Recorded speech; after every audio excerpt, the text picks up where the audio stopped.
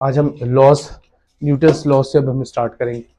Okay मेरा बेटा, चलो चलें।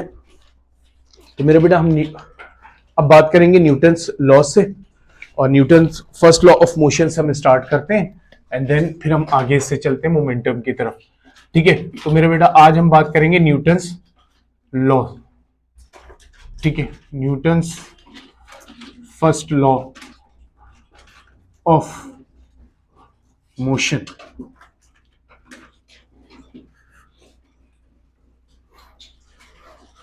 Newton's first law of motion. मेरे बेटा न्यूटन अपने फर्स्ट लॉ में सिंपल सी बात करते हैं कि मेरे बेटा everybody in this universe remain at rest और इन यूनिफॉर्म मोशन। हर चीज इस दुनिया में किस तरह रहेगी मेरे बेटा, या तो रेस्ट में रहेगी या तो यूनिफॉर्म मोशन में रहेगी। यूनिफॉर्म मोशन का मतलब एक्सेलरेशन कितना होगा, कल बात की थी हमने। ठीक है, तो यूनिफॉर्म मोशन करेगी अनटिल के अनबैलेंस फोर्स अप्लाई ना हो। क्या ना अप्लाई हो, अनबैलेंस फोर्स अप्लाई करोगे तभी बॉडी रेस्ट से मोशन में आ जाएगी या यूनिफॉर्म मोशन से एक्सेलरेशन में चले जाएगी। ठीक है, क्या करना पड़ेगा मेरा बेटा, आपको क्या लगाना पड़ेगा, अनबैलेंस फोर्स। ठीक है, तो हमेशा वो बॉडी या तो रेस्ट में रहेगी या तो यूनिफॉर्म मोशन में रहेगी जब तक क्या आप ना लगाएं, अनबैलेंस फोर्स। मेरा बेटा बैलेंस फोर्स लगाया तो ऐसा नहीं होगा। What is mean by balance force मेरा बेटा, बैलेंस फोर्स का मतलब हमारे पास क्या होता है, एक बंदा खड़ा है, ठीक है ना, अब हमने इसको एक तरफ से खींचना शुरू किया, यहां पर फोर्स लगाया F1 10 न्यूटन, सही, यहां पर लगाया F2 वो भी 10 न्यूटन। अब दोनों मैग्नीट्यूड में सेम, अपोजिट इन डायरेक्शन है, तो एक दूसरे को क्या करेंगे, कैंसिल। तो मेरे बेटा this force is called balance force. क्या कहते हैं, बैलेंस फोर्स, है ना। दोनों क्या है मेरा बेटा, बराबर है, इक्वल है ना, अपोजिट है। ठीक है, तो बैलेंस फोर्स है। लेकिन अगर मेरा बेटा मैं यहां पर 15 न्यूटन करता तो अब क्या हो जाता, अनबैलेंस, क्योंकि मेरा बेटा कितना अनबैलेंस हो जाता, 5 न्यूटन। तो अब मेरा बेटा बॉडी मूव करना शुरू करेगी, क्योंकि पहले कैसे रहती, रेस्ट में। हाँ, पहले कैसे थी, रेस्ट में। मूव करना कब शुरू किया, जब क्या हुआ मेरा बेटा, अनबैलेंस हुआ फोर्स। क्या हुआ, बैलेंस था तब भी नहीं कर रहा था, फोर्स नहीं होगा तो फिर तो कोई बात ही नहीं। फिर बैलेंस था तब भी कोई बात नहीं, अनबैलेंस हुआ तब बात बनी। ठीक है मेरा बेटा, तो मूव करना शुरू करेगा ऑब्जेक्ट। ठीक है, तो आइए न्यूटन का फर्स्ट लॉ, ये हम स्टेटमेंट लिख लेते हैं।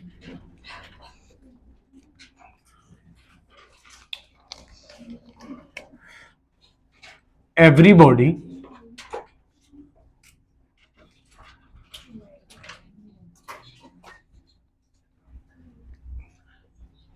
in this universe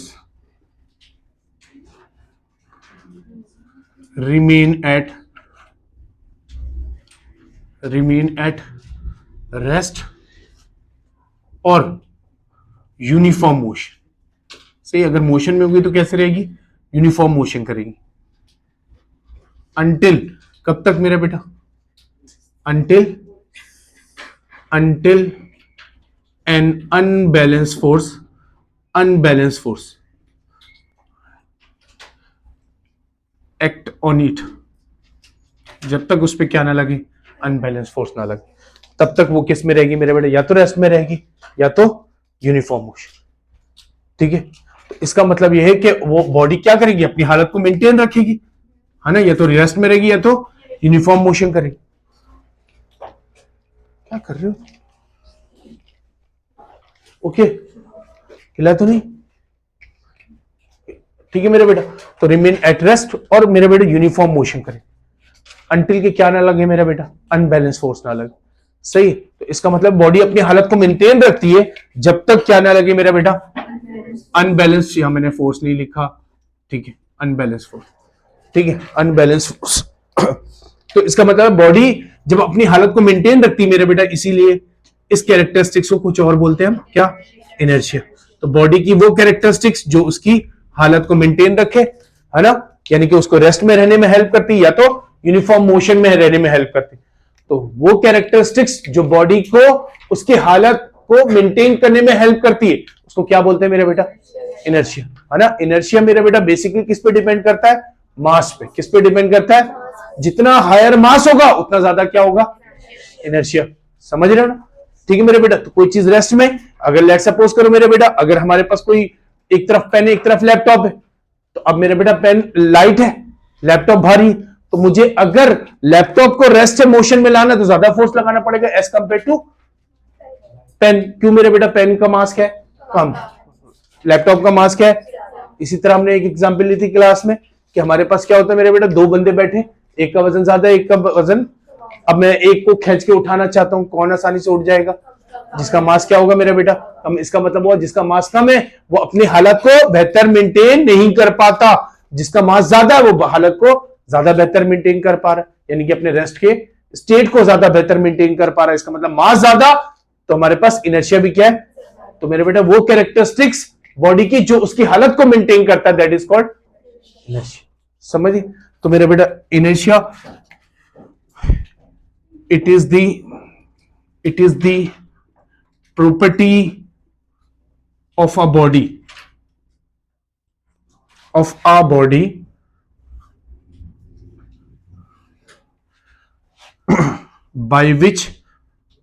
by virtue of which it maintain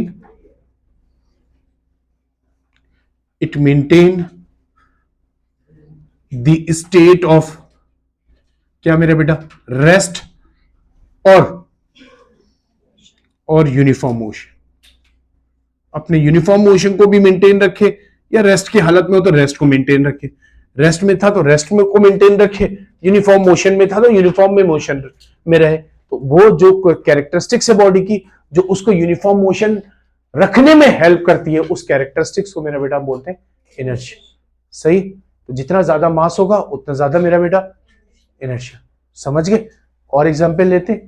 ठीक है मेरे बेटा, एक यूनिफॉर्म स्पीड से, एक ही स्पीड से साइकिल आ रही, एक ही स्पीड से ट्रक आ रहे, स्पीड सेम है, यूनिफॉर्म स्पीड है। यूनिफॉर्म स्पीड का मतलब मेरे बेटा स्पीड कैसा रहेगा? सेम रहेगा। तो इसका मतलब वो यूनिफॉर्म स्टेट में दोनों यूनिफॉर्म वेलोसिटी से मूव कर रहे हैं। ठीक है मेरे बेटा, अब दोनों यूनिफॉर्म स्टेट में मोशन में अब आ रहे हैं, ट्रक आ रहा है, एक साइकिल आ रहा है। तो आप बताइए कौन, आप किसकी हालत को आसानी से चेंज कर लेंगे? उसके मोशन को रेस्ट में लाना है साइकिल को। क्यों मेरे बेटे? ट्रक को नहीं लाना चाहते आप ला भी नहीं सकते। ठीक है ना? सही, आपको भी पता है। ओके, तो इसका मतलब ये हुआ ट्रक का मास ज्यादा था, वो यूनिफॉर्म मोशन से तो आ रहा था, दोनों की यूनिफॉर्म वेलोसिटी थी, सेम वेलोसिटी थी, लेकिन दोनों मेरे बेटा आपको पता था कि किसकी हालत को चेंज कर सकते हैं आप? साइकिल के। ट्रक की हालत को चेंज, इसका मतलब है उसके पास क्या है मेरे बेटा? इनर्शिया ज्यादा है, उसका मास ज्यादा था। ठीक है, तो जितना ज्यादा मास होगा तो हम रेस्ट की भी एग्जांपल हमने देख ली, चाहे रेस्ट में हो खींच के उठाना मुश्किल, कोई चीज ज्यादा मास रखता है, यूनिफॉर्म वेलोसिटी सारा, उसको रेस्ट में लाना मुश्किल, यानी कि उसके स्टेट को चेंज करना मुश्किल। लेकिन स्टेट चेंज होगा, आप नहीं कर सकते, लेकिन अगर बड़ा पत्थर रख दे, हम बड़े पहाड़ रख दे, फिर तो रुक जाएगा ना। तो इसका मतलब है स्टेट को चेंज करने के लिए क्या चाहिए? फोर्स। क्या चाहिए? तो मेरा बेटा किसी बॉडी को यूनिफॉर्म वेलोसिटी से किस में ला रहे हैं? रेस्ट में, और रेस्ट से हम किसी को ला रहे हैं मोशन में। दोनों के लिए क्या चाहिए? फोर्स। तो फोर्स एक ऐसी चीज है जो बॉडी के एक स्टेट से दूसरे स्टेट में ले जाता है, यानी कि मोशन से रेस्ट में ला सकता है और रेस्ट से। ठीक है मेरे बेटा, तो इसीलिए देखिए इस लॉ के अंदर हमने बात किसकी की कि इस दुनिया में सारी चीज अपने स्टेट को क्या रखती है? मेंटेन रखती है। क्या रखती है? ठीक है, तो न्यूटन फर्स्ट लॉ में कहते हैं ये मेंटेन रखती है हर चीज, अनटिल कि क्या ना लगा दें आप उस पर। तो इसीलिए इस लॉ को लॉ ऑफ इनर्शिया भी कहा जाता था। समझ रहे? तो law of inertia basically inertia की बात कर रहे हैं कि बॉडी अपनी हालत को क्या रखती है? मेंटेन रखती। तो न्यूटन फर्स्ट लॉ को हम लॉ ऑफ इनर्शिया भी कहते हैं। ठीक है मेरे बेटा, ओके। तो हमारे पास मेरा बेटा इसका मतलब बॉडी की हालत को चेंज कौन किया? फोर्स। तो मेरे बेटा फोर्स वो वाहिद चीज है जो रेस्ट को किस में ला सकती है और मोशन को किस में ला सकते हैं? रेस्ट में। तो मेरे बेटा इट इज, हाँ भाई, it is an agent that change, है ना, और ट्राइज टू चेंज, है ना। ट्रक के सामने हम आ गए तो चेंज तो नहीं कर सकेंगे, लेकिन ट्राई तो की ना। ठीक है, tries to change the state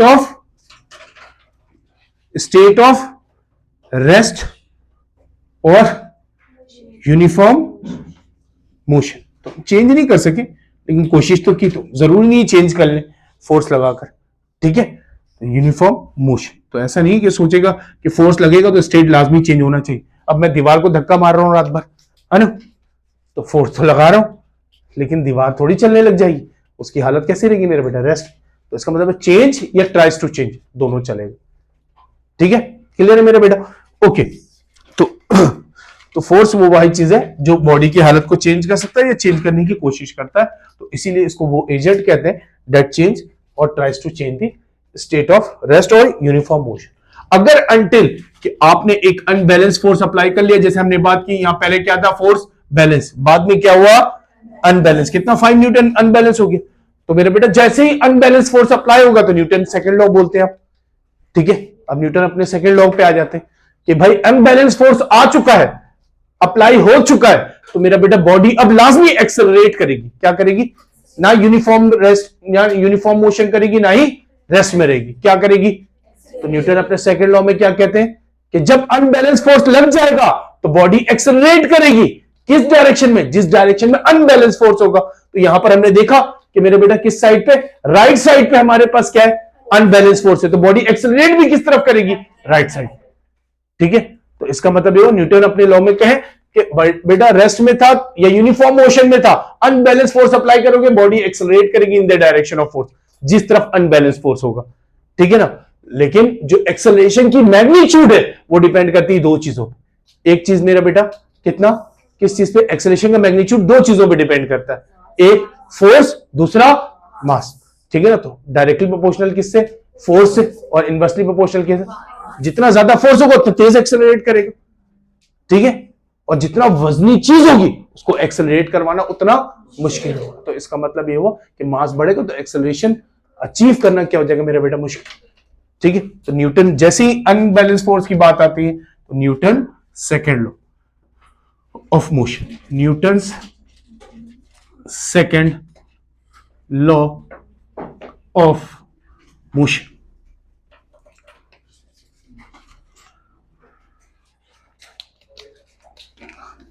तो यहां से कहां से स्टार्ट करते हैं? वो अनबैलेंस फोर्स अप्लाई हो गया, when an unbalance force applied on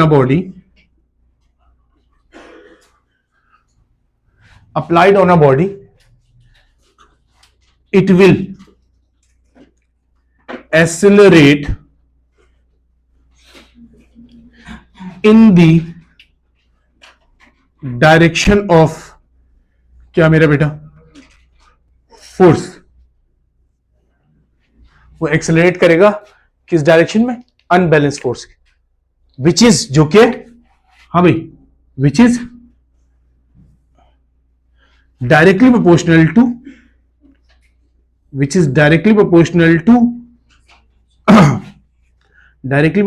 to magnitude of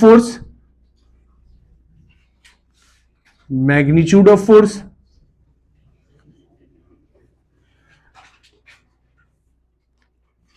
and inversely proportional to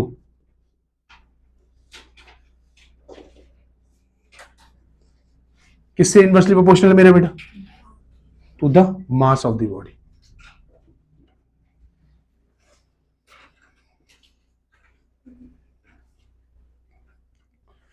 सही, इसका मतलब वो दो बातें हो गई। एक तो मेरे बेटा क्या कि हमारे पास एक्सेलरेशन डायरेक्टली प्रोपोर्शनल किससे? फोर्स। हाँ मेरा बेटा, इनवर्सली प्रोपोर्शनल किससे? मास। जितना ज्यादा मास उतना मुश्किल मेरा बेटा एक्सेलरेट करवाना। सही, जितना ज्यादा मास उतना मुश्किल हो गया एक्सेलरेट करवाना। सही मेरा बेटा, इसका मतलब ये हुआ हमारे पास यहां से, अगर हम यहां से देखें मेरा बेटा, तो एक दफा हमसे सवाल पूछा पेपर में कि भाई 10 kg का ऑब्जेक्ट है, ठीक है ना, उसको उसमें एक्सेलरेशन करवाना है ए, दूसरा 20 kg का ऑब्जेक्ट है उसमें भी एक्सेलरेशन करवाना है ए। तो आप बताइए अगर इसमें एफ फोर्स लगाया है जो 10 kg का है, तो बताइए जो सेकंड वाला है उस पर कितना फोर्स लगाएंगे? हाँ मेरा बेटा, कितना 2F। जितना मास ज्यादा होगा उतना ज्यादा क्या लगाना पड़ेगा, फोर्स। कैसे मेरे बेटा, अगर मैं इन दोनों इक्वेशन को कंबाइन करते तो हमारे पास क्या बनता है, F is equal to ma। अब इस डेटा के अंदर देखिए कांस्टेंट कौन है, मास है। नहीं बेटा, यहां एक तरफ 10 है, दूसरी तरफ क्या है 20। तो कौन कांस्टेंट है, तो अगर मैं देखूं तो F डायरेक्टली प्रोपोर्शनल होगा m के। जितना ज्यादा मास होगा उतना ज्यादा क्या लगाना पड़ेगा, फोर्स, अगर एक्सेलरेशन सेम करना है। तो इसका मतलब है अगर मास क्या हो गया मेरे बेटा, डायरेक्टली प्रोपोर्शनल मास क्या हो गया पहले के मुकाबले में डबल, तो फोर्स भी क्या करना पड़ेगा। और अगर मास हो जाता 3 गुना तो फोर्स भी क्या करना पड़ता, समझ रहे। तो यहां पर क्या ऑप्शन सही होगा मेरे बेटा, समझ आ गया। ओके, तो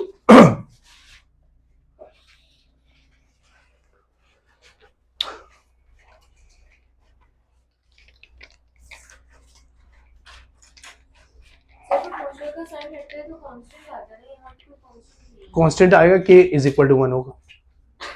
ओके, डन मेरा बेटा। तो Newton second law, Newton second law जब हम अप्लाई करते हैं तो मेरा बेटा F is equal to ma आ जाता है, ठीक है ना। अगर हम मास को कंसीडर कर लेंगे कि मास मेरा बेटा कांस्टेंट है तो क्या होगा, F डायरेक्टली प्रोपोर्शनल हो जाएगा a के। जितना ज्यादा हमें एक्सेलरेशन चाहिए उतना ज्यादा क्या लगाना पड़ेगा, फोर्स, ठीक है मेरा बेटा। तो अगर हम बात करें F is equal to ma में, मैंने आपको एक एमसीक्यूज भी बता दिया। आते हम आगे न्यूटन्स थर्ड लॉ, ठीक है, Newton's third law.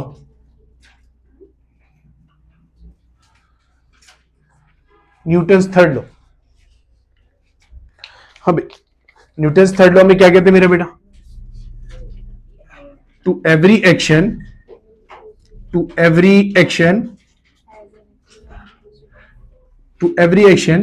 Has an equal and opposite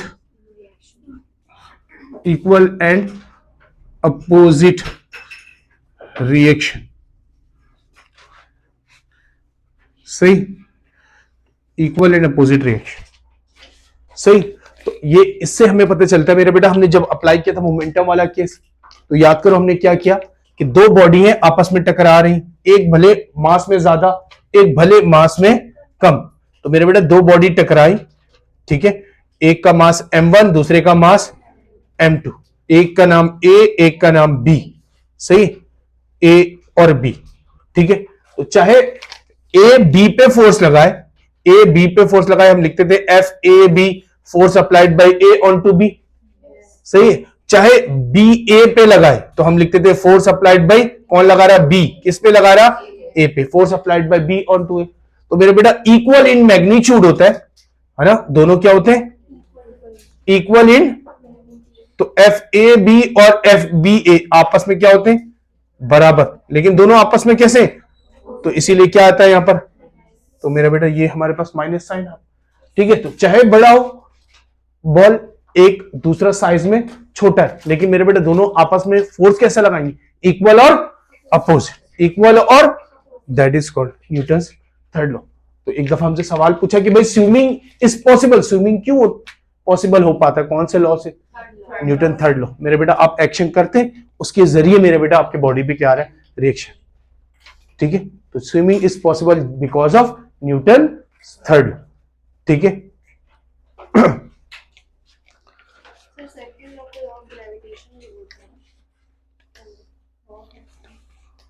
law of acceleration भी हम आगे बात करेंगे। Okay, acceleration and gravitation has same effect, कौन कहते हैं, हाँ बिल्कुल किसी ने कहा, ओके, सही, ठीक है मेरा बेटा। तो न्यूटन्स थर्ड लॉ आते हैं मेरा बेटा मोमेंटम में, इसी को रिलेट करते हुए हम मोमेंटम की बात करते हैं। तो मेरे बेटा मोमेंटम में बेसिकली मोमेंटम क्या होता है, the quantity of motion contain by a body. तो मेरे बेटा किसी बॉडी में जितना क्वांटिटी ऑफ मोशन होता है उसको हम क्या कहते हैं, मोमेंटम। तो मेरे बेटा क्वांटिटी ऑफ मोशन सर कैसे डिफाइन होगा, तो मेरे बेटा हम कैसे कह सकते हैं किसी में क्वांटिटी ऑफ मोशन ज्यादा है और किसी में क्वांटिटी ऑफ मोशन कम है। तो मेरा बेटा हम कहते हैं कि how difficult to stop a body, कितना मुश्किल किसी बॉडी को रोकना है, जितना मुश्किल होगा रोकना बॉडी को, उतना ज्यादा क्या होगा उसके अंदर क्वांटिटी ऑफ मोशन। तो एक बॉडी चल रही है और उसको रोकना ज्यादा मुश्किल है, तो इसका मतलब उसके अंदर क्वांटिटी ऑफ मोशन क्या है मेरा बेटा, ज्यादा है। ठीक है ना, तो आप देख लो quantity of motion is not a velocity, it depends on both velocity and mass. ठीक है, इट डिपेंड्स ऑन बोथ। अगर मेरा बेटा क्वांटिटी ऑफ मोशन सिर्फ वेलोसिटी होता, अगर क्वांटिटी ऑफ मोशन सिर्फ वेलोसिटी होता, तो आप सोचे अभी जो हमने एग्जांपल ली थी, एक साइकिल एक ट्रक है, दोनों सेम वेलोसिटी से आ रहे, तो मेरे बेटा दोनों को सेम तरीके से रोक सकते हैं, क्योंकि दोनों में क्वांटिटी ऑफ मोशन क्या होता है, सेम, क्योंकि वेलोसिटी क्या थी। लेकिन ऐसा नहीं है, सबको पता है कि साइकिल रुक जाएगा लेकिन ट्रक रोकना मुश्किल है। उसका मतलब क्या है, उसके अंदर क्वांटिटी ऑफ मोशन क्या है मेरा बेटा, ज्यादा। इसका मतलब उसका मोमेंटम, बिकॉज क्यों हुआ उसका मोमेंटम ज्यादा, वेलोसिटी के साथ उसके पास एक और एक चीज भी है, मास। तो मेरे बेटा इसका मतलब हुआ कि दो चीजों पर मोमेंटम डिपेंड करता है। तो क्वांटिटी ऑफ मोशन दो चीजों पर डिपेंड करता है, वेलोसिटी एंड मास। तो मेरे बेटा मोमेंटम स्मॉल p से लिखते हैं मेरे बेटा, the quantity of motion, the quantity of motion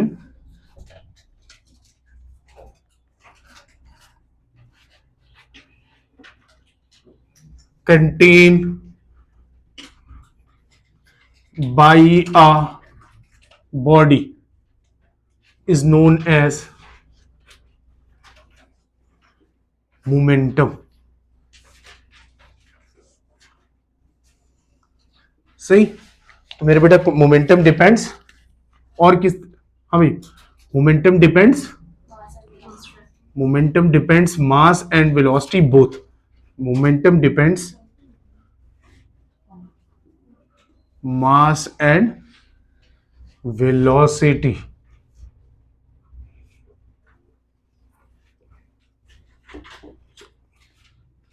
number one mass, number two velocity. सही, याद रखेंगे मेरे बेटा। मोमेंटम क्योंकि ये प्रोडक्ट होता है, क्या होता है, product of, it is the product of mass and velocity, product of mass and velocity, it is the product of mass and velocity. तो मेरा बेटा हमारे पास अगर मैं मोमेंटम की बात करें तो प्रोडक्ट तो है, तो इसका मतलब ये हुआ चाहे मास बढ़े चाहे वेलोसिटी बढ़े, मोमेंटम दोनों से बढ़ जाएगा। इसका मतलब हुआ अगर हमारे पास मास अगर 2 टाइम्स बढ़ा, मास 2m हो गया तो भी मोमेंटम क्या हो जाएगा, 2 टाइम्स हो जाएगा। और अगर वेलोसिटी 2 टाइम्स हो गया तो भी मोमेंटम क्या हो जाएगा, 2 टाइम्स। समझे, दोनों से डायरेक्टली प्रोपोर्शनल है। ठीक है, ओके। तो मास बढ़ेगा तो मोमेंटम भी डबल हो जाएगा, चाहे वेलोसिटी बढ़ेगी तब भी मोमेंटम क्या हो जाएगा, डबल। ठीक है मेरे बेटा। तो मास की यूनिट, हाँ मोमेंटम की यूनिट हम मेरे बेटा पढ़ा था हमने, मोमेंटम किसके बराबर, हाँ भाई मास की यूनिट केजी, वेलोसिटी की unit metre per second. Can be change it, हाँ मेरा बेटा, मल्टीप्लाई एंड डिवाइड बाय हमने क्या किया था, सेकंड। तो हमारे पास क्या बना, KG meter per second square into second लिख दूं, है ना। तो second KG meter per second square किसके बराबर, न्यूटन, है ना। F is equal to M A, Newton किसके बराबर होता है, F इज इक्वल टू, तो मेरे बेटा m किसके बराबर और एक्सेलरेशन किसके बराबर, तो ये किसके बराबर होता है, न्यूटन के। तो KG meter per second square किसके बराबर, न्यूटन, और मेरे बेटा क्या आया, सेकंड। तो मोमेंटम की ये यूनिट भी होती है, Newton into second. Can we find the dimension of the momentum, हाँ बेटा, डायमेंशन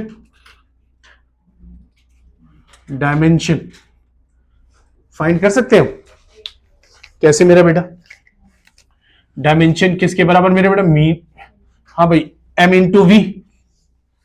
तो मास की डायमेंशन क्या होती थी, कैपिटल M, हाँ बेटा। वेलोसिटी की डायमेंशन मीटर पर सेकंड होते ना, तो मेरे बेटा मीटर के लिए, लेंथ के लिए हम क्या लगाते थे, L, और सेकंड टाइम के लिए लगाते हैं, तो मेरे बेटा नीचे से ऊपर गया T, तो m into T inverse, that is your momentum की डायमेंशन।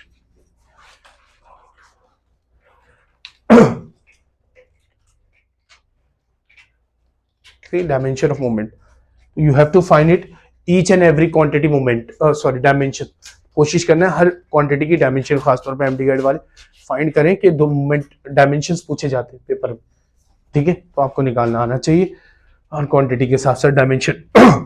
ओके मेरे बेटा, तो हमारे पास momentum basically product of mass and velocity, लेकिन क्या मोमेंटम को चेंज किया जा सकता है? हाँ मेरा बेटा, कैसे? एक बॉडी है ना, rate of change of momentum, rate of change of momentum, सही।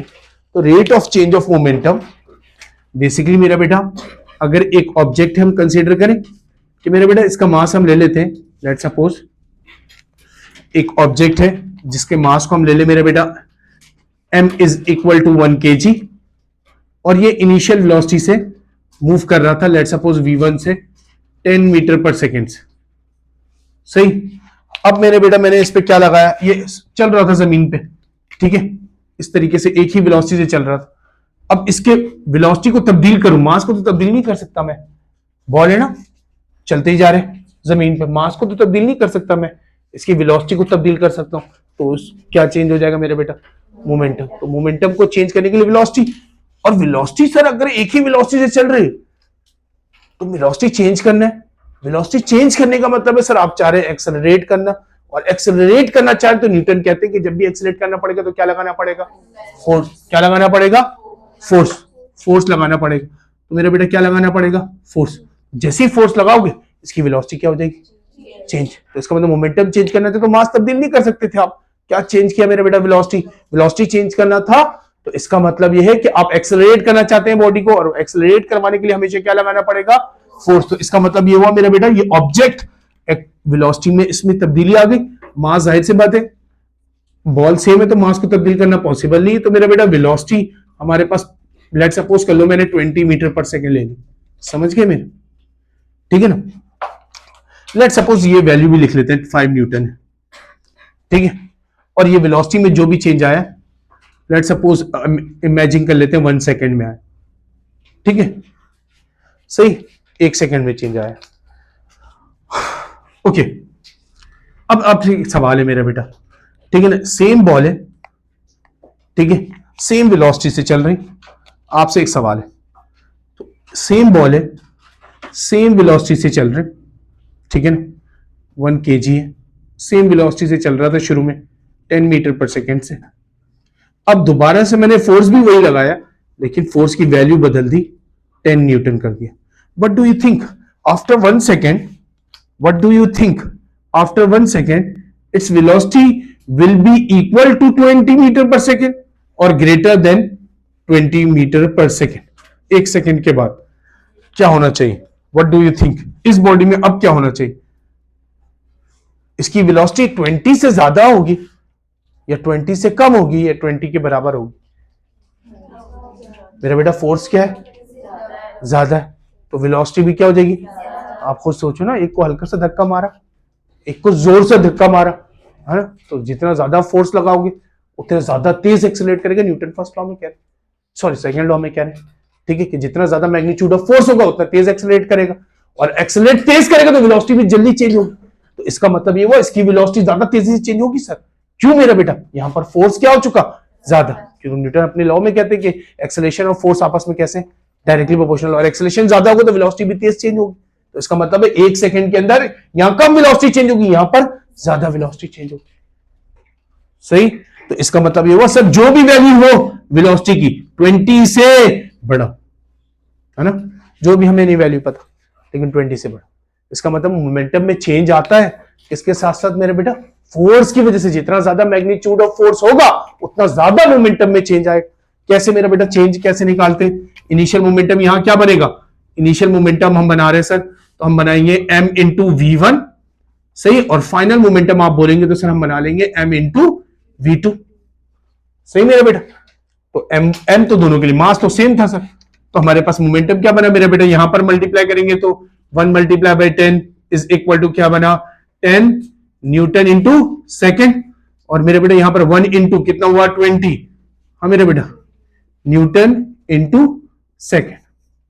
ठीक है, चेंज इन मोमेंटम निकालने जा रहे हैं, तो मेरे बेटा चेंज इन मोमेंटम किसके बराबर होता है, delta P, P F minus p आई, सही ना। तो अब यहां पर नजर आ रहा है मेरे बेटा इसमें ज्यादा चेंज हो रहा होगा, इसमें कम चेंज हो रहा होगा, क्योंकि इसकी वेलोसिटी क्या है 20 से ज्यादा, तो 20 से ज्यादा तो इसमें मोमेंटम ज्यादा चेंज आएगा, इसमें मोमेंटम कम चेंज आएगा, है ना। लेट सपोज अगर हम वैल्यू 30 कर लेते, है ना, यहां पर 20 से बड़ा होगा तो हम इमेजिन कर लेते 30 होगा, ठीक है, तो 30 हो गया, तो हमारे पास क्या होगा मेरा बेटा, यहां पर चेंज कितने का आएगा 20 माइनस, और यहां पर क्या होगा, एम तो दोनों के लिए m1 है, तो यहां पर क्या होगा 30 माइनस, तो यहां पर चेंज मोमेंटम के एक केस में कितना आएगा, तो चेंज मोमेंटम कितना आएगा, यहां पर कितना है 20 माइनस 10, तो कितना बचा 10, चेंज इन मोमेंटम कितना आया 10 न्यूटन सेकेंड, और यहां पर मोमेंटम कितना चेंज आया बी केस में 20 का चेंज आया, तो इसका मतलब फोर्स ज्यादा होगा तो मोमेंटम में जो rate of change of momentum है वो भी क्या होगा, ज्यादा होगा। इसी को तो हमने ड्राइव किया था मेरा बेटा, ये तो हम पढ़ते हैं ना कि भाई फोर्स की definition rate of change of momentum is called force, है ना। Rate of change of momentum, जितना ज्यादा मोमेंटम चेंज होगा मेरे बेटा उतना ज्यादा क्या होगा, फोर्स होगा। जितना ज्यादा मोमेंटम चेंज होगा उतना ज्यादा फोर्स, जितना तेजी से मोमेंटम चेंज होगा, जितना ज्यादा नहीं कह रहा हूं, जितना तेजी से मोमेंटम चेंज होगा उतना ज्यादा क्या होगा मेरा बेटा, फोर्स। तो इसको हमने ड्राइव किया था ना, F is equal to m into a होता है मेरा बेटा, और एक्सेलेरेशन किसके बराबर होता है, कल हमने ड्राइव किया था मेरा बेटा, A इज इक्वल टू, हाँ भाई, rate of change of velocity is called acceleration, और मेरा बेटा एक्सेलरेशन किसके बराबर, हाँ भाई velocity, change of velocity vf minus upon, हाँ मेरा बेटा मल्टीप्लाई कर दे m into vf minus m v i divide by delta t, सही। और मेरा बेटा क्या बना यहां पर pf minus p i divide by, तो rate of change of momentum is called force मेरा बेटा, ठीक है। तो फोर्स यहां पर लिख दे, मोमेंटम का change that is called force, rate of change of momentum is called force. यहां नहीं लिखा हमने, ये किसके बराबर है मेरा बेटा, rate of change of momentum force, rate of change of momentum किसके बराबर है, फोर्स।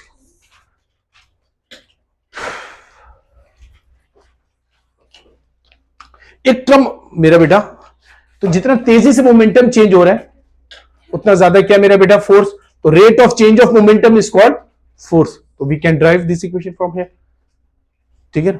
तो delta p divide by delta t is equal to, हमारे बुक में चेंज हुआ तो वी कैन राइट इट के ऐसे लिख दें, चेंज को हम वहां पर कैसे लिखा थे मेरे बेटा, वेक्टर में F is equal to dp divide by dt, है ना, डेरिवेटिव में लिखते हैं, सही, स्मॉल चेंज को dp डिवाइड बाई dt, सही। तो डेल्टा से लिखे d से लिखे एक ही बात, सही। तो momentum is a vector quantity, कौन सी क्वांटिटी है, कैसे मेरा बेटा, किससे किससे मल्टीप्लाई हो रहा, मास और मास कौन सी क्वांटिटी, वेलोसिटी कौन सी क्वांटिटी, क्या स्केलर कभी वेक्टर को वेक्टर से चेंज कर सकता, नहीं मेरे बेटा, तो आंसर भी क्या आना चाहिए, वेक्टर। तो इसका मतलब है यहां पर आंसर आएगा वेक्टर, तो हमारे पास मोमेंटम भी क्या होगा मेरा बेटा, एक वेक्टर। ओके मेरा बेटा, एक और टर्म हमने पढ़ा है इंपल्स, इंपल्स, ठीक है, ये टर्म सीखना है इंपल्स, ठीक है। तो what is impulse, impulse, it is the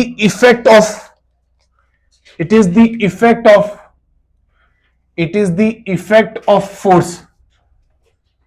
जब फोर्स लगता है उसका जो बॉडी में इफेक्ट आता है, it is the effect of force, ठीक है। तो फोर्स का जो इफेक्ट होता है उसको हम इंपल्स कहते हैं। अब देखो यहां पर हमने फोर्स लगाया मेरा बेटा, इफेक्ट क्या है, क्या हो गया, मोमेंटम क्या हो गया, चेंज हो गया। इसका मतलब change in momentum he basically क्या कहलाता है, इंपल्स। तो बॉडी में मोमेंटम में क्या गया मेरे बेटा, फोर्स लगाने से मोमेंटम चेंज हो गया, ठीक है ना। पहले मोमेंटम कैसा था, सेम था। मोमेंटम पहले कैसा था, सेम था मेरे बेटा। तो जैसे ही फोर्स लगाया मोमेंटम चेंज हो गया, इसका मतलब ये चेंज इन मोमेंटम बेसिकली क्या है मेरे बेटा, इंपल्स। आपने डेफिनेशन पढ़ी थी, देखो यहां पर इफेक्ट ऑफ फोर्स है, फोर्स लगाओगे ना तो टाइम के साथ जो मोमेंटम में चेंज आ रहा है मेरा बेटा, उसको हम इंपल्स बोलते हैं। मोमेंटम में जो चेंज आ रहा है उसको हम बोलते हैं इंपल्स। जब डेफिनेशन हम बुक में पढ़ते हैं तो हमें समझ आता है, वो बोलते हैं भाई इट इज दी, क्या बोला, it is the product of, it is the product of, it is the product of force and time. Force की वजह से जितने टाइम में इफेक्ट आता है उसको मोमेंटम बोलते हैं। It is the product of force and time, and momentum is the product of, बाद लोग बोलते हैं इंपल्स मोमेंटम होता ना, momentum is the product of mass and impulse is the product of force and time, ठीक है। तो अगर सर फोर्स एंड टाइम है तो यहां तो हम टाइम निकाल चुके हैं, तो ये डिवाइड में उस तरफ भेज दूं, तो इसका मतलब ये हुआ सर आप कह रहे हैं फोर्स को मल्टीप्लाई कर दो टाइम से, तो सर यहां तो डेल्टा पी आना चाहिए। हाँ मेरा बेटा बिल्कुल यही कह रहा हूं मैं, तो यही तो इंपल्स है, सही इंपल्स। तो ये चेंज इन मोमेंटम, जो मोमेंटम का चेंज है वो मास और वेलोसिटी पे डिपेंड नहीं किया, वो बेसिकली जो मोमेंटम का चेंज आया है वो किसकी वजह से आया है, फोर्स की वजह से। मोमेंटम किसकी वजह से था, बॉडी एक चल रही थी मेरे बेटा, इमेजिन कर एक चल रही है बॉडी, उसके पास मास भी वेलोसिटी भी, उसके पास मोमेंटम है, सही। लेकिन जैसे फोर्स लगाया अब मोमेंटम में तब्दीली आ गई, तो इसका मतलब है जो इफेक्ट आया फोर्स का उस बॉडी में वो बेसिकली क्या कहलाया, इंपल्स, ठीक है, समझ गए, ठीक है मेरे बेटा। तो मोमेंटम चेंज, तो हम इसको इंपल्स लिख दें, ठीक है। तो impulse is the product of mass and velocity, basically वो क्या है मेरा बेटा, चेंज इन मोमेंटम के बराबर। यहां बाज लोग आई से लिख लेते हैं, तो इंपल्स को आई से लिख दें, which is equal to delta P, ठीक है। डायमेंशन भी दोनों की कैसी होगी, हाँ मेरा बेटा डायमेंशन भी कैसी होगी, सेम होगी, यस। यूनिट कैसी होगी, सेम होगी, यस, ठीक है। लेकिन याद रखिए it is not a momentum, it is the change in momentum, and change in momentum occurs due to the force, ठीक है। तो that's why it is the effect of force, ठीक है, that's why it is the effect of force.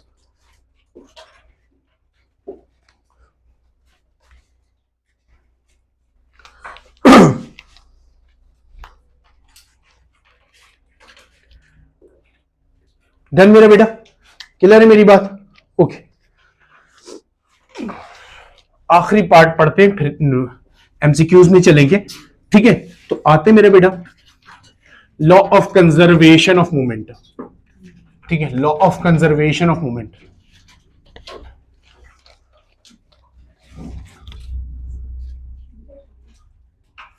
Law of conservation of movement,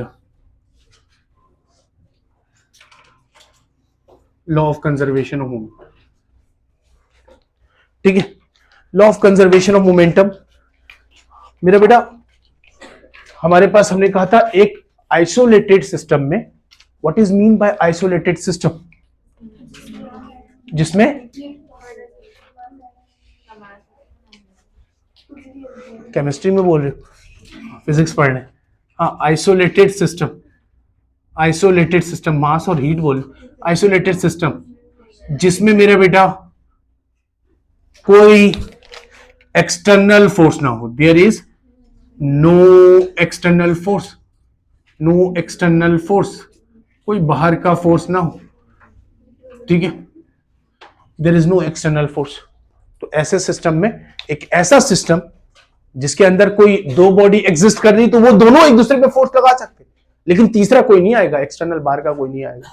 तो ऐसा system आपने बना लिया कि अगर दो बॉडी है वो दोनों आपस में एक दूसरे पे फोर्स लगा रहे, ठीक है मेरे बेटा, लेकिन कोई बाहर का नहीं आएगा, इसका मतलब एक्सटर्नल फोर्स नहीं है। तो मेरे बेटा एक्सटर्नल फोर्स ना हो ऐसा सिस्टम आपने बना लिया, तो ऐसे सिस्टम को बोलते हैं हम आइसोलेटेड सिस्टम, ठीक है, सही। तो अगर हम यहां पर देखें तो हमने क्या देखा था मेरा बेटा, एक आइसोलेटेड सिस्टम में हमने देखा कि एक एक सिस्टम बना लेते हैं। दो बॉडीज है, एक आइसोलेटेड सिस्टम है, ठीक है ना। एक बॉडी मेरा बेटा जिसका मास m1, वो वेलोसिटी मूव कर रहा है, सॉरी u1 से, सही। और दूसरी बॉडी मेरा बेटा जिसका मास है m2, वो मूव कर रहा है u2 से। तो जाहिर सी बात है, अब हमने अगर ले लिया u1 is greater than u2, सही, तो इसका मतलब है u1 पीछे से ज्यादा तेजी से आ रहा है और ये स्लो चल रहा है, तो पीछे से ये आके क्या करेगा, हिट, तो दोनों आपस में क्या करेंगे, कोलाइड, क्या करेंगे, कोलाइड करेंगे। तो कोलाइड करेंगे तो एक दूसरे पे फोर्स लगाएंगे। क्या ये इक्वल और अपोजिट फोर्स होना चाहिए? यस, न्यूटन कौन से लॉ में, थर्ड लॉ।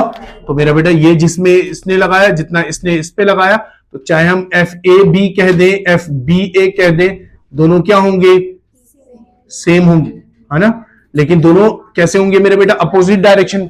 इसीलिए जब भी इक्वल करेंगे वेक्टर के फॉर्म में, तो हमें क्या लगाना पड़ेगा, माइनस। तो माइनस साइन क्या शो करता है ना, दो वेक्टर इक्वल तो है लेकिन अपोजिट। दो वेक्टर को उस वक्त इक्वल बोलते हैं जब मेरा बेटा उसका मास भी, सॉरी उसका मैग्नीट्यूड भी सेम हो और उसकी, तो यहां पर इक्वल नहीं है वेक्टर, समझ लो, यहां पर इक्वल नहीं है वेक्टर, क्योंकि दो फोर्स तो है, मैग्नीट्यूड में इक्वल है लेकिन डायरेक्शन में कैसे, तो इक्वल वेक्टर नहीं कहलाएंगे, ठीक है। इक्वल वेक्टर उस वक्त कहलाता है जब उनका मैग्नीट्यूड भी सेम हो, उनकी डायरेक्शन भी सेम। ओके, तो इसका मतलब ये हुआ मेरा बेटा, ये दोनों टकराए और मेरा बच्चा ये दोनों टकराने के बाद, ये दोनों टकराने के बाद ये ऑब्जेक्ट मूव करने लगेगा, जाहिर सी बात है वेलोसिटी तब्दील हो जाएगी।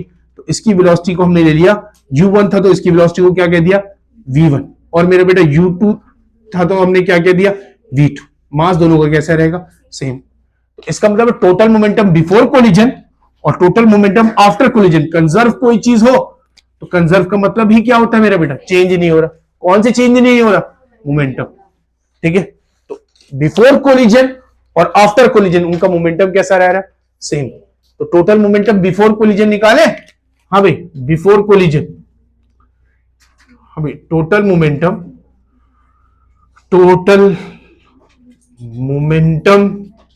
बिफोर कोलिजन, सही, बिफोर कोलिजन क्या बनेगा मेरा बेटा, इज इक्वल टू, किसके बराबर बनेगा, हाँ भाई टोटल में इन दोनों का मोमेंटम को क्या करना पड़ेगा, सम। तो एक का मास मेरा बेटा m1, वेलोसिटी कितनी u1, तो इसका मोमेंटम आ गया पहले बॉडी का, प्लस मेरा बेटा दूसरी बॉडी का, एक का मास m2 दूसरे का u2, बिफोर कोलिजन, हाँ मेरा बेटा। और टोटल मोमेंटम आफ्टर कोलिजन, हाँ भाई टकराने के बाद क्या होगा, इसका मास m1, वेलोसिटी क्या होगी, ठीक है मेरा बेटा, दूसरे का मास m2 इंटू, तो हमारे पास बिफोर कोलिजन और आफ्टर कोलिजन मोमेंटम कैसा रहेगा, सेम। मेरा बेटा टोटल मोमेंटम सेम रहेगा, इंडिविजुअल का मोमेंटम बदल जाएगा। मेरी बात समझ रहे हो, है ना। आप ये नहीं कह सकते कि ए बॉडी का पहले जितना मोमेंटम था बाद में भी उतना है, ये नहीं। बी बॉडी का पहले जितना था उतना है, नहीं। इंडिविजुअल का मोमेंटम बदल जाएगा, लेकिन जब टोटल करोगे दोनों का तो मेरा बेटा कैसा आएगा, सेम आएगा। तो मेरे बेटा हमारे पास क्या स्टेटमेंट है, हाँ भाई, for an isolated system, for an isolated system, for an isolated system, total momentum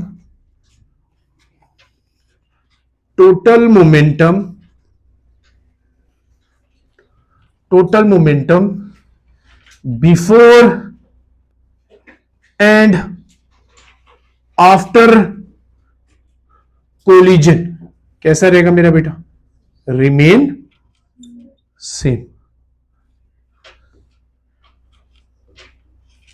अगर मैं हाँ भाई, अगर फॉर आइसोलेटेड सिस्टम नहीं लिखता, मैं लिख देता मेरा बेटा there is no external force, तो सही रहता क्या, there is no external force, एक ही बात हो जाती ना। आइसोलेटेड सिस्टम का मतलब ही है सर कि एक्सटर्नल फोर्स ना। एक दफा स्टेटमेंट हमसे पूछा, for there is no external force then the total momentum before collision and after collision is called law of conservation of momentum. सही मेरा बेटा। तो अगर हम यहां पर इस बात को इस तरह कर लेते हैं कि total momentum before and total momentum after, क्या मेरा बेटा, कोलिजन। सही। तो मेरा बेटा बिफोर कितना है, हाँ भाई बिफोर कोलिजन कितना है, m1 u1 plus m2 u2, और मेरे बेटा आफ्टर कितना है, m1 v1 plus m2 v2। That is your equation, law of conservation. इसमें और भी बातें, ठीक है। इससे पहले हमारे पास टाइम शॉर्ट हो जाए, हम कुछ एमसीक्यूज अटेम्प्ट करते हैं। ओके, ठीक है मेरे बेटे, फिर हम आगे चलेंगे नेक्स्ट क्लास। और ये मैंने पूरे 2025 तक, ऊपर से एमडी कैट के सवाल है, नीचे मेरा बेटा ई कैट का सवाल है। ये 2025 का सवाल है, ये मोमेंटम से हमसे एक सवाल पूछा, ठीक है ना। ये इसका जवाब आप लोग खुद भी दे सकते हैं। पहला सवाल पढ़े तो क्या कहते हैं मेरा बेटा, a ball of mass m strikes a wall and rebounds with time same speed, ठीक है ना, in opposite direction taking initial direction as positive. Initial direction को कैसे लेगा, the change in momentum of the ball is, इसके बराबर होगा 0 mv minus 2 mv और माइनस mv, माइनस mv। हाँ मेरे बेटा, आराम से सोच के बोलेंगे मेरे बेटा। माइनस, देखिए इनिशियल पहले मोमेंटम निकालिए, पहले जा रहा है मेरे बेटा किस, मास कितना है, कितनी वेलोसिटी मेरे बेटा v ले लिया हमने, सही। तो एक बॉल है, मास है जिसका m, तो मेरे बेटा पहले गया, तो यहां से जो भी इनिशियल मोमेंटम आएगा उसको हम क्या बोलेंगे, initial momentum m into v। और मेरे बेटा जब टकरा कर वापस आएगा तो हमें क्या लेना पड़ेगा, वेलोसिटी को माइनस लेना पड़ेगा, क्योंकि वेलोसिटी वेक्टर क्वांटिटी, मास थोड़ी।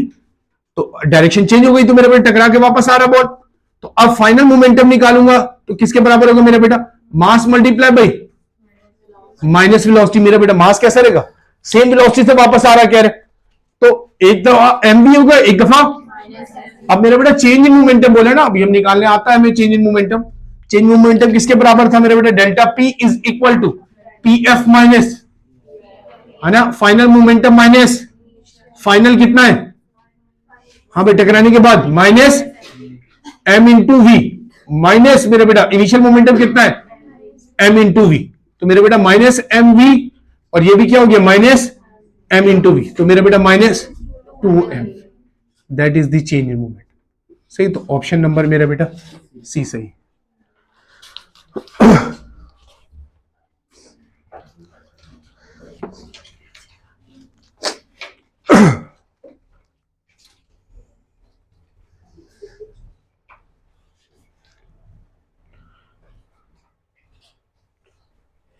डन है, ओके।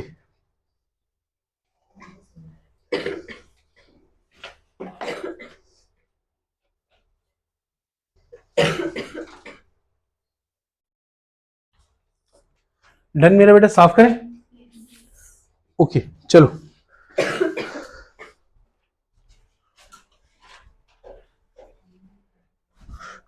ठीक, तो मेरा बेटा दूसरा सवाल देखिए, क्या कहता है, a 150 kg car has its velocity reduced from मेरा बेटा कहां 20 मीटर पर सेकेंड टू, और मेरा बेटा कितने टाइम में, तो मेरा बेटा इसका मतलब ये रिटार्डिंग फोर्स है। तो फोर्स किसके बराबर था, अभी हमने पढ़ा था ना, F is equal to M A, अभी हमने किया था मेरा बेटा m into delta v upon delta t। तो मेरा बेटा m कितना दिया, 150, डेल्टा v किसके बराबर था, vf माइनस, तो मेरा बेटा यहां पर आ गया डेल्टा t। और मेरा बेटा हाँ बताइए 150, vf कितना है, फाइनल कितना हो गया, शुरू में कितना था, बाद में कितना हो गया, कम हो गया। तो इसका मतलब फाइनल 10 है, माइनस क्या है मेरा बेटा 20, डिवाइड बाय टाइम कितना लिया 3। तो मेरे बेटा यहां पर क्या बचा, minus 150 multiply by minus 10 divide by मेरा बेटा 3। तो मेरे बेटा 3 1 जा 3, 3 5 जा 15। तो मेरे बेटा मल्टीप्लाई किया माइनस 500 न्यूटन, सही, -500 न्यूटन, ठीक है, तो 500 आ जाएगा। रिटार्डिंग बोल रहे हैं तो माइनस आना चाहिए लाजमी, ठीक है, तो रिटार्डिंग उसने बोल दिया तो लिखा नहीं है उसने, जरूरी नहीं, तो 500 आ जाएगा। ओके, तो ये भी 2025 में सवाल आया मोमेंटम से related. Okay, basically rate of change of momentum ही है, इज कॉल्ड फोर्स, ठीक है, तो rate of change of momentum is called force. चले अगला सवाल देखिए मेरा बेटा। अब ये सवाल का जवाब आप लोग देंगे मुझे, कल हमने बड़ी ग्राफ में बात की। सवाल पढ़े, क्या कहता है मेरा बेटा, समझा मैं देता हूं। कहता है displacement time graph is a straight line inclined at an angle 45 degree. ये जब पीडीएफ में कन्वर्ट किया तो ये डिग्री को 45 डिग्री विद एक्स एक्सिस। तो बताइए the velocity of the body according to this graph is. 2025 का सवाल है, समझ गए ना। तो क्या बोला मेरा बेटा, एक तरफ कौन सा ग्राफ है, डिस्प्लेसमेंट, और तो डिस्प्लेसमेंट एक तरफ होगा, टाइम एक तरफ, सही मेरा बेटा, और ग्राफ स्ट्रेट लाइन बन रहा है, और मेरा बेटा एंगल कितना एक्स एक्सिस से बन रहा है 45 डिग्री। तो आप बताइए यहां पर वेलोसिटी इस ग्राफ के मुताबिक क्या होना चाहिए। हाँ मेरा बेटा, वेलोसिटी इंक्रीजिंग, डिक्रीजिंग, कांस्टेंट, और decreasing at start and then may decrease. मेरा बेटा कांस्टेंट है ना, तो याद करें यूनिफॉर्म वेलोसिटी हमने बोला था। डिस्प्लेसमेंट टाइम ग्राफ में स्ट्रेट लाइन आएगी, यूनिफॉर्म है, और अगर वेरिएबल वेलोसिटी होती, चेंज हो रहा था, तो मेरा बेटा कैसा आता, कर्व आता। तो मेरा बेटा स्ट्रेट लाइन बोल रहा है, तो इसका मतलब कांस्टेंट है, ऑप्शन नंबर सी सही।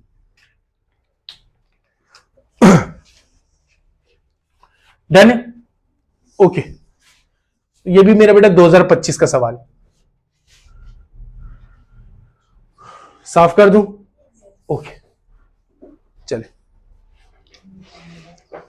हाँ मेरे बेटे, ये भी सवाल कल तुमने इस पे बात की, क्वेश्चन नंबर 4 देखिए, 2024 में आया हमें। If the instantaneous velocity of a body is equal to average velocity, then body moves with decreasing velocity, body moves with variable acceleration, body moves with uniform velocity, and body move with uniform acceleration, body moves with increasing velocity। मेरे बेटे uniform velocity से move करेगा, instantaneous और average दोनों की value क्या होगी, same आएगी। कल हमने वैल्यू के साथ देखा था, है ना, ओके। मेरे बेटा देखिए, ये सवाल तो ऐसे ही जवाब देंगे। Question number 5, rate of change of momentum, हमारे 2024 में आया, rate of change of momentum is called force.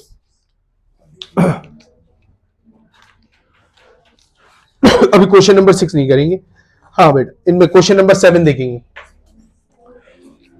Question number 7 देखेंगे, Newton's is not the SI unit of Newton. इनमें से किसकी एसआई यूनिट नहीं है बेटा? सेंट्रीपिटल क्या है, फोर्स, तो सेंट्रीपिटल फोर्स मेरे बेटे टेंशन भी क्या होता है, कूलम भी क्या होता है, फ्रिक्शन भी क्या होता है, मोमेंटम क्या होता है, क्वांटिटी ऑफ मोशन होता है, फोर्स थोड़ी होता है सर। तो इसका मतलब है किसकी यूनिट नहीं है, मोमेंटम। हाँ मेरे बेटे, क्वेश्चन नंबर 8 देखिए, 2023 में आया, sorry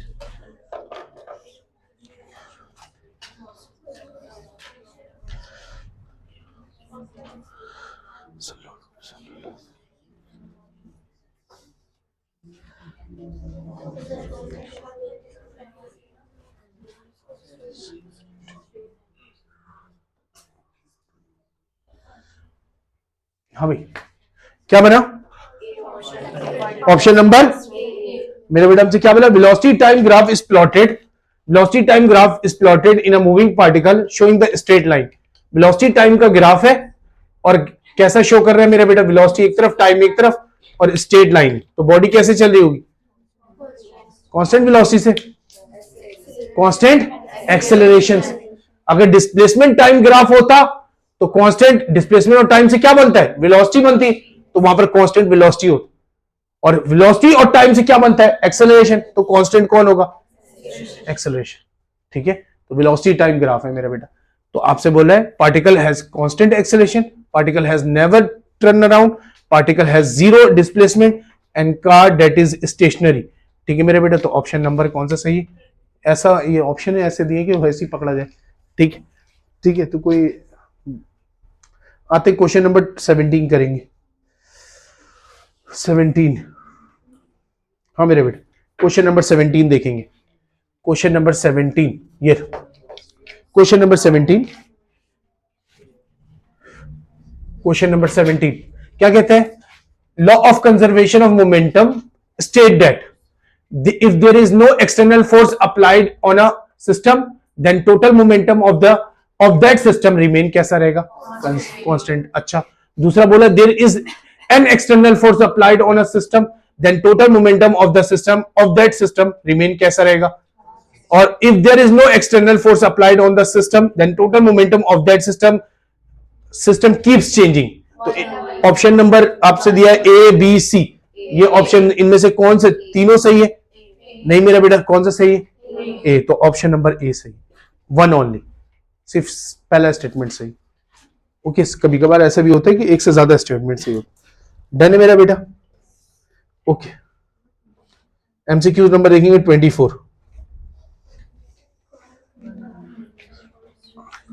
A car covers first half of certain distance with velocity v1। एक कार है, जो भी डिस्टेंस होगा, टोटल डिस्टेंस d है लेट सपोज, तो फर्स्ट हाफ यानी कि हाफ d कवर कर रहा है with velocity v1 and second half with velocity, find the average velocity during the whole journey. Find, तो इनमें किससे किसके बराबर हो? ठीक है मेरे बेटा, ऑप्शन तो मैंने ऑलरेडी किया हुआ। ठीक, ओके ठीक है, लेकिन हम निकाल लेते हैं मेरे बेटा। देखो अब यहां पर स्पेशल बात यह कि उसने डिवाइड किसको किया? हाफ में डिस्टेंस को बोला, आधा डिस्टेंस में v1 दे और आधे डिस्टेंस में क्या है, क्या टाइम का तुम्हें बोला, आधे टाइम में इतना, आधे टाइम में इतना नहीं। तो इसका मतलब है सर, अगर मैं इसमें नहीं बोला तो हम एवरेज वेलोसिटी निकालने जाते हैं तो total displacement divide by total time होता है। सही मेरा बेटा? तो टोटल डिस्प्लेसमेंट को तो हाफ ऑफ में किया ना, तो इसका मतलब है अगर मैं टोटल डिस्प्लेसमेंट निकालना चाहूं तो पहला डिस्प्लेसमेंट कितना होगा? हाफ डी प्लस मेरा बेटा दूसरा कितना होगा? हाफ डी, दोनों का सम क्या हो जाएगा? डी के बराबर हो जाएगा। अब मुझे टोटल टाइम पता करना है सर, टाइम हमें नहीं पता कि कितने कितने में डिवाइड हो, लेकिन मैं लिख लेता हूं पहला टाइम जितना भी होगा वो t1 होगा, दूसरा टाइम जितना भी होगा t2। सही मेरा बेटा? ये बात सब मानते हैं। जितना भी होगा हमें नहीं पता हाफ है या नहीं, शुरू में स्लो चला होगा, बाद में तेज चला होगा, हमें नहीं पता। ठीक है ना? लेकिन जो भी होगा दोनों का सम होगा। पहले हाफ में जितना भी टाइम लिया होगा t1, जितना दूसरा हाफ में लिया होगा वो t2, तो दोनों का सम करेंगे टोटल टाइम आ जाएगा मेरा बेटा। अब देखिए यहां पर अगर मैं वेलोसिटी टाइम निकालने जाता हूं तो मेरा बेटा t1 इज इक्वल टू किसके बराबर होगा? अगर मैं ड्यूरेशन को यहां पर डिवाइड कर लेते हैं, लेट सपोज ये डिस्टेंस है मेरा बेटा, ये टोटल डिस्टेंस है d। अब इसको हाफ में डिवाइड कर दी, यहां पर फर्स्ट हाफ यानी कि d/2 है ना, फर्स्ट हाफ ऑफ डिस्टेंस कितनी वेलोसिटी से? v1। Second half of distance d/2 वो भी है ना, वो कितनी वेलोसिटी से? v2। तो मेरे बेटा यहां पर जितना भी टाइम लगा होगा उसको t1 कह दिया, यहां पर जितना भी टाइम लगा होगा t2 कह दिया। t1 निकालना चाहता हूं मैं, कैसे निकालूंगा? हाँ भाई, एस इज इक्वल टू किसके बराबर होता है? vt है ना। तो मेरे बेटा डिस्टेंस डिवाइड बाय क्या होगा? Distance divide by velocity, time के बराबर आएगा। तो कितना फर्स्ट हाफ में डिस्टेंस कितना है? d/2, और मेरे बेटा वेलोसिटी कितनी है? सही। और मेरे बेटा मैं दूसरा निकालना चाहूं t2, बताइए डिस्टेंस कितना है? d/2, वेलोसिटी कितनी है? v2। तो अगर मैं टोटल टाइम निकालना चाहता हूं कैसे निकालूंगा? हाँ भाई, d डिवाइड बाई 2v1 और मेरे बेटा d डिवाइड बाई 2v2। सब मानते हो ना मेरे बेटा? 2 नीचे आ जाएगा। ओके, यहां तक किसी को कंफ्यूजन नहीं मेरा बेटा? तो अब इसको इधर भेज दीजिए, इसको इधर भेज दीजिए,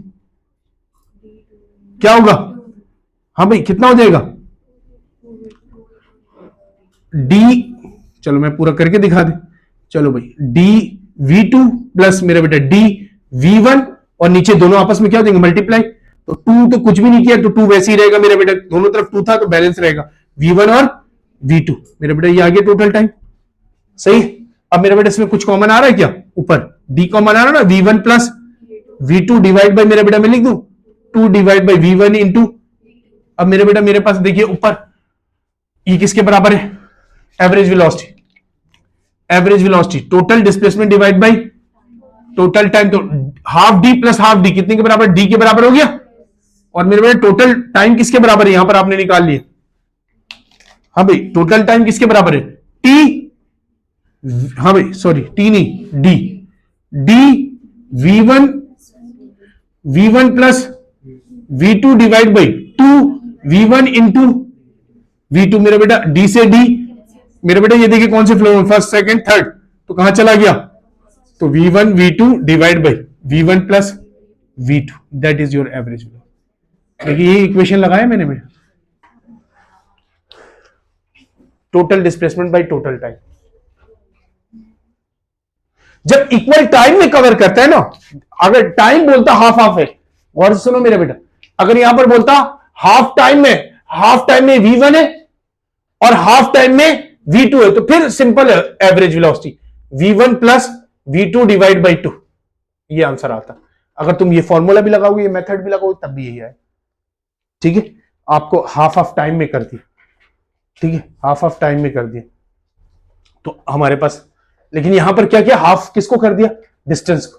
तो इस वजह से ही हमारे पास एवरेज वेलोसिटी का फॉर्मूला क्या बनेगा मेरे बेटे?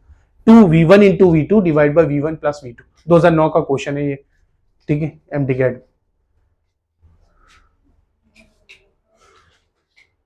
आराम से कर लो, मैं वीडियो में काट दूंगा, ठीक है, या भी मिटा देता हूं, वीडियो में देख लेना। हाँ नहीं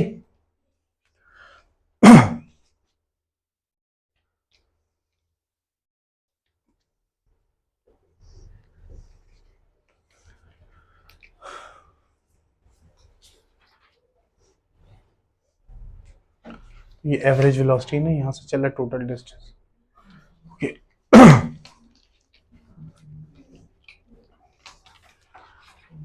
कॉपी कीजिए आप लोग।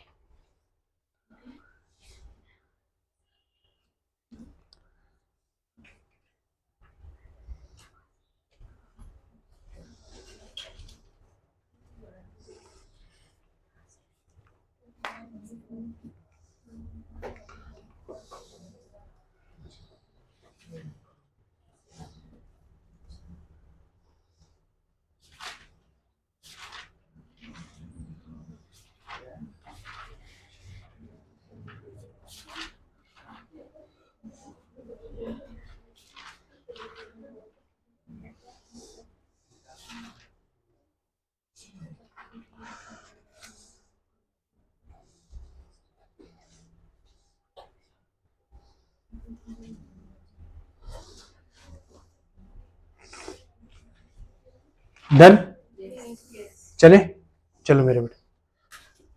ओके,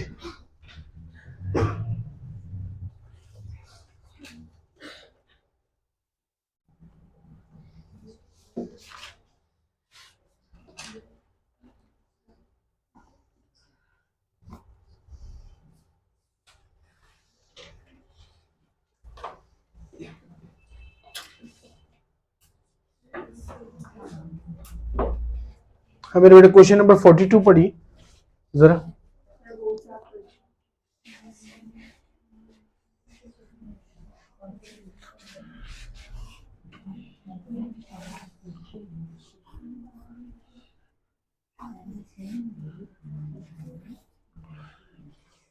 दो 2015 में आया। A body having translatory motion possess dash and dash in the same way the body having rotatory motion possess dash and dash। हाँ भैया, angular momentum and angular velocity, linear momentum and linear, पहले कौन है? Translatory यानी कि linear है, बाद में कौन है? रोटेटरी। तो मेरे बेटा बाद में एंगुलर आना चाहिए, पहले क्या आना चाहिए?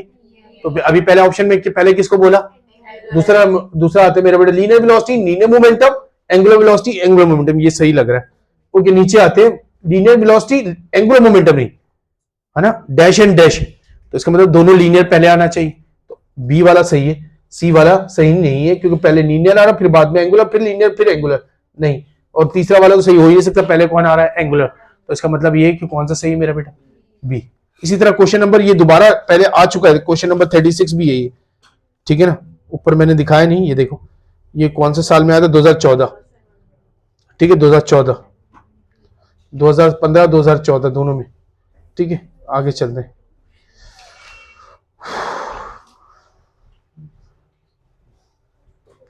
इसके अंदर बहुत क्वेश्चंस है। ओके, क्वेश्चन नंबर 66 देखिए जरा। क्वेश्चन नंबर 66 एनएडी का पेपर है, ठीक है। एयर मैंने मेंशन नहीं किया हुआ शायद। देखिए एनएडी के पास पेपर का क्वेश्चन है। A ball of mass 0.2 kg with velocity 10 metre per second strikes the ball, then turn with same velocity, है ना मेरा बेटा, इन कितने समय में? 0.01 सेकंड। तो बताइए, find the force on the bat, ठीक है, कितना फोर्स लगा होगा बैट।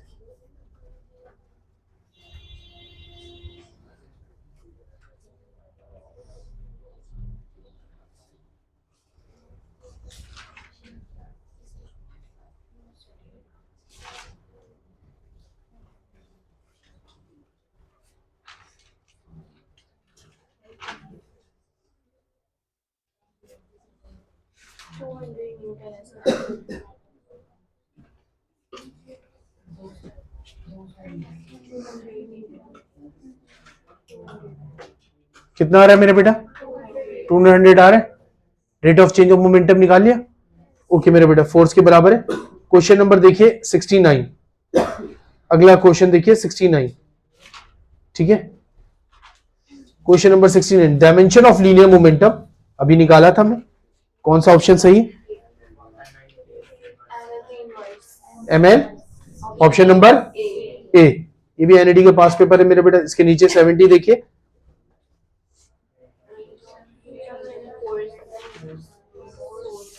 ठीक है मेरे बेटा, क्लियर है, कोई मसला नहीं।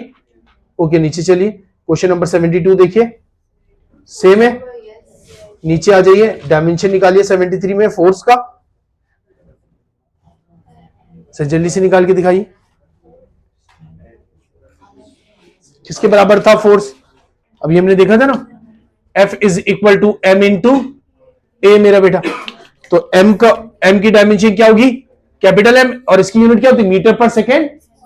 मीटर पर सेकेंड, मीटर के मेरे बेटा क्या लेंगे? L, और मेरे बेटा सेकेंड स्क्वायर T स्क्वायर, तो T स्क्वायर को ऊपर ले जाएंगे ML इंटू T इनवर्स का स्क्वायर। ऑप्शन कौन सा सही? सी।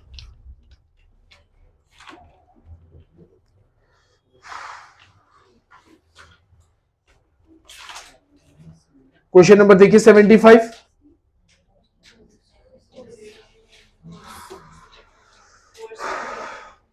हाँ भाई, किसके बराबर? Force.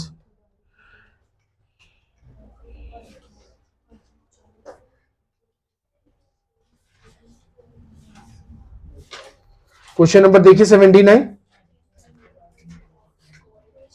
Change in momentum per unit time. सही है, rate of change of momentum ही पूछ रहे हैं। क्वेश्चन नंबर 80 देखिए,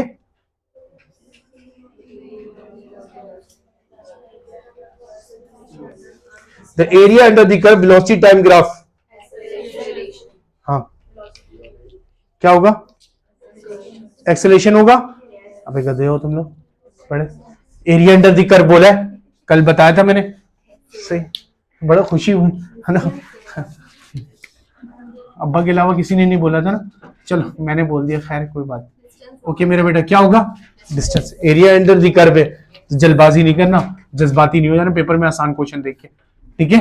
तो यहां पर मल्टीप्लाई होगा दोनों डायमेंशन, वेलोसिटी और टाइम। तो मेरा बेटा क्या आएगा? अगर स्लोप बोलता तो क्या होता मेरा बेटा? डिवाइड करना पड़ता है ना, y डिवाइड बाई x। तो y में कौन है मेरा बेटा? v divide by t। क्या होता? ये स्लोप होता, सही। एक्सेलरेशन अगर स्लोप बोलता है, ठीक है। इसने बोला area under the curve. Done है मेरा बेटा, ठीक है। तो ठीक है, मैंने अपने टाइम पे पूरा कंप्लीट किया। 33 हो रहे, ठीक है ना, 5:33। ओके तो मेरा बेटा सही है। तो ये क्वेश्चन हमने एनडी वाले भी अटेम्प्ट कर लिए, जितने सवाल हमने, जितने टॉपिक्स को भी कवर किए, एमडीकैट वाले भी कवर कर लिए। देन अभी हम नेक्स्ट क्लास में चलेंगे बाकी सवाल, तो देन हम बाकी सवाल को भी कवर, ठीक है मेरा बेटा। कोई सवाल मुझसे? मिलते हैं मेरा बेटा नेक्स्ट क्लास में। अल्लाह हाफिज।